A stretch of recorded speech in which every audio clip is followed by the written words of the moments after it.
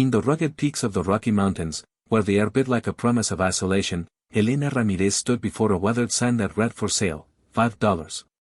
The cabin it pointed to was a forgotten relic, its logs sagging under decades of snow and neglect, tucked away on a forgotten trail in Colorado's high country. Elena, a woman forged by the mountains themselves, tall, with calloused hands from years of guiding hikers and wrangling livestock, had stumbled upon it during one of her solitary treks. At 45, life had worn her down like river stones, a divorce that left her penniless, a daughter estranged in the city, and a heart heavy with the weight of unshared burdens. $5? It was a joke, or perhaps a mercy from some absent owner. She fished out the crumpled bill from her pocket, nailed it to the signpost with a rusty tack, and pushed open the creaking door. What she found inside froze her blood colder than any blizzard. She wasn't alone. A massive mountain lion, its golden fur matted and as gleaming in the dim light, lay cold in the corner, a low growl rumbling like distant thunder. Elena's breath caught in her throat. Mountain lions were legends in these parts, elusive predators that ruled the wild with silent grace. She heard stories from old-timers, attacks on livestock, rare but fatal encounters with humans. Her hand instinctively reached for the hunting knife at her belt, but something stayed her. The beast didn't lunge, it didn't bare its fangs in fury. Instead, it shifted weakly, revealing a gash along its flank, crusted with blood and dirt. And there, nestled against its side, were two tiny cubs, no bigger than house cats, mewling softly in the chill. Elena's shock thought into a profound realization: this wasn't a monster invading her new home, it was a mother, desperate and cornered, protecting her young in the only shelter she could find. Back in her youth, Elena had been the kind of woman who turned heads in the small town of Ridgeview. Born to Mexican immigrants who worked the mines, she learned early that survival meant blending strength with quiet endurance. She married young, to a man who promised adventure but delivered only disappointment. Their daughter, Sofia, grew up amid arguments that echoed like avalanches, until one day Sofia packed her bags for college in Denver and never looked back. "You're too tied to these mountains, Mom," she'd said. "They'll bury you." Elena had laughed it off, but the words stung. Now, buying this cabin for a pittance felt like a final act of defiance, or surrender. She craved solitude, a place to mend her fractured spirit away from pitying eyes. But fate, it seemed, had other plans.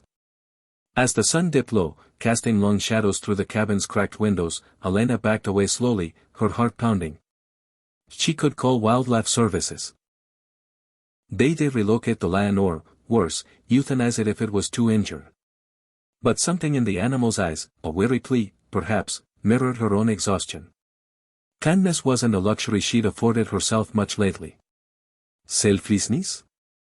That was for saints, not broken women scraping by. Yet, as she retreated to her truck parked a mile down the trail, memories flooded her abuela, back in the old pueblo, nursing stray dogs and orphan birds, whispering, "La humanidad se mide por cómo tratamos a los débiles. Humanity is measured by how we treat the weak." Elena shook her head. This was no stray dog, this was a wildcat that could rip her apart. That night, in a motel room in Ridgeview, Elena couldn't sleep. The image of the lion haunted her, majestic yet vulnerable, a queen dethroned by circumstance. She researched on her battered phone: mountain lions rarely attack humans unprovoked, especially mothers with cubs. The wound looked fresh, perhaps from a poacher's trap or a territorial fight. But down, an unexpected turn gripped her: what if she helped? It was madness, but the pull was undeniable. She gathered supplies: antiseptic from the pharmacy, raw meat from the butcher, even a tranquilizer dart borrowed from a skeptical vet friend who owed her a favor. "You're crazy, Elena," he said. "That thing'll kill you." But she saw it differently: in saving the lion, she might save a piece of herself. Returning to the cabin under a steel gray sky threatening snow, Elena approached with caution. The door was ajar, just as she'd left it. Inside, the lion lifted her head, ears flattening, but no growl this time, only a watchful stare. The cubs huddled closer, their tiny bodies shivering. Elena's hands trembled as she set down a bowl of water laced with mild sedative, mixed with the meat. "Easy, girl," she murmured, her voice steady despite the fear. "I'm not here to hurt you." Hours passed in tense vigil outside, peeking through the window. The lion sniffed the offering, then lapped it up warily. Soon, her eyelids drooped, and she slumped into a drugged slumber. This was the moment of profound realization for Elena. Stepping into the cabin, not sheathed, she knelt beside the beast. Up close, the lion was breathtaking, muscles rippling under fur, paws the size of dinner plates. The wound was infected, pus oozing from a deep laceration. Elena worked quickly, cleaning it with antiseptic, applying a makeshift bandage from her first aid kit. The cubs watched with wide eyes, one bold enough to bat at her boot. Touching the lion's fur felt like touching wildfire, dangerous, alive. As she finished, the sedative began to wear off, and the lion stirred. Elena backed away, heart in her throat, but instead of attack, the animal merely blinked, then licked her wound with a rough tongue, as if acknowledging the aid. Days blurred into a fragile routine. Elena camped outside the cabin, bringing food and checking the wound's progress. The lion, whom she named Sierra after the mountains, grew stronger, her growls softening to rumbling purrs. The cubs ventured out, tumbling in the snow like furry snowballs, their playfulness a balm to Elena's soul. Unexpected turns came in waves. One night, a storm howled in, burying the trail in white. Elena sought shelter inside, and Sierra didn't protest. Instead, she shifted to make space by the cold hearth. They shared the warmth, woman and wildcat, an unlikely alliance born of mutual need. But the emotional climax loomed on the horizon.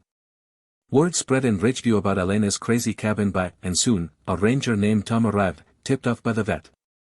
"Ma'am, you can't harbor a mountain lion. It's illegal, dangerous." He stood at the door, rifle slung over his shoulder, eyes widening at the sight of Sierra and her cubs. Elena's pulse raced.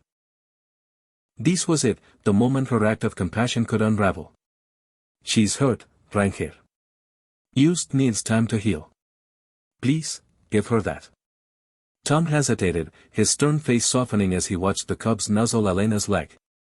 In that instant, generosity sparked. Tom, a father himself, saw the humanity in her plea. 1 week, he conceded. But if she attacks anyone, it's over. That week tested Elena's selflessness to its core. Sierra's wound healed, but poachers, drawn by rumors of a tame lion, lurked in the woods. One evening, as dusk fell, Elena heard shots ring out. Cruising outside, she found Sierra cornered by 2 men with traps and guns. Without thinking, Elena charged forward, shouting, waving her arms. "Get away from her."